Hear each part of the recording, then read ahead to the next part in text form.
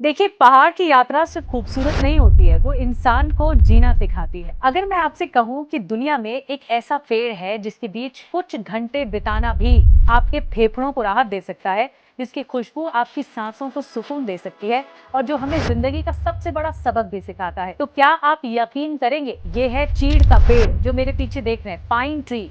हिमालय की ऊंची ऊंची वादियों में जब आप चलते हैं तो हवा अलग क्यों महसूस होती है? सिर्फ इसलिए नहीं कि वहाँ पॉल्यूशन कम है, बल्कि इसीलिए भी क्योंकि चारों तरफ आप देख रहे हैं फैले चीड़ के जंगल गुड स्मेल छोड़ते हैं। मैं यहाँ आकर सांस लेने में ताजगी महसूस कर सकती हूँ।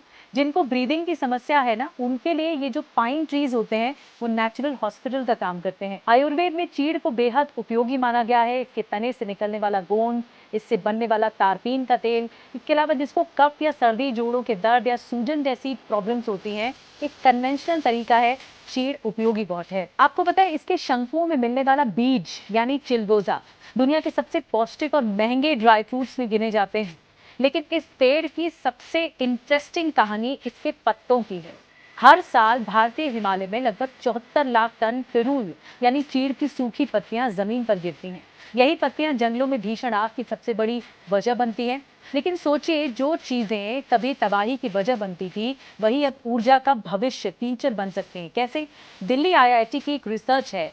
अगर इन फिरूलों से बायोचार बनाकर बिजली घरों में कोयले के साथ इस्तेमाल किया जाए तो लाखों टन कोयले की बचत हो सकती है, करोड़ों यूनिट बिजली पैदा की जा सकती है, हर साल लाखों टन कार्बन उत्सर्जन कम किया जा सकता है। यानी जंगल भी बचेंगे और ऊर्जा भी मिलेगी।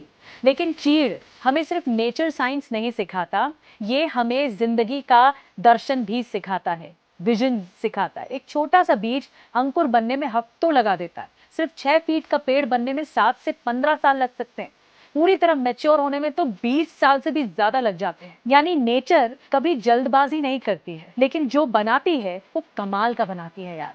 आज की दुनिया इंस्टेंट रिजल्ट चाहती है, लेकिन पहाड़ ये कहते हैं कि सब्र रखिए, पेशेंस रखिए। चीड़ कहता है धीरे बढ़ो, लेकिन इतना मजबूत बनो कि तूफान भी तुम्हें गिरा न सके।